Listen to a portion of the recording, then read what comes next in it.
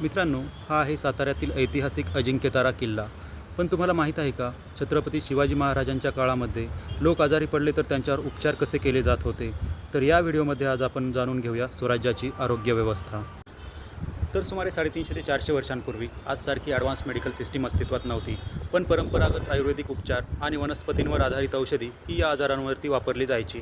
त्या काळी आयुर्वेद ही मुख्य उपचार पद्धती होती आणि त्या काळचे वैद्य लोक हे काढे, चूर्ण, लेप यांच्या मदतीने उपचार करायचे. सह्याद्रीच्या परिसरातील औषधी वनस्पतींचा यासाठी मोठ्या प्रमाणावर उपयोग होत असे. औषधी वनस्पती जसे हळद, अश्वगंधा, गुळवेल यांचा मोठ्या प्रमाणावर उपचाराकरिता उपयोग करत असत. तर युद्धामध्ये सैनिकांसोबत वैद्य लोकसुद्धा असायचे.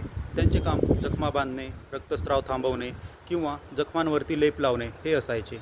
तसेच प्रत्येक गावात अनुभवी वैद्य किंवा लोकवैद्य राहत असत आणि हाडांच्या आजारासंबंधित हाडवैद्यसुद्धा त्या गावात राहत असत. याप्रमाणे आधुनिक औषधे नसतानाही फक्त ज्ञानाच्या बळावर आणि आयुर्वेदाच्या बळावर स्वराज्याची आरोग्य व्यवस्था ही उभी होती. आरोग्याचा रंजक इतिहास जाणून घेण्यासाठी पॅथो मराठी या चॅनलला फॉलो आणि सबस्क्राईब करा.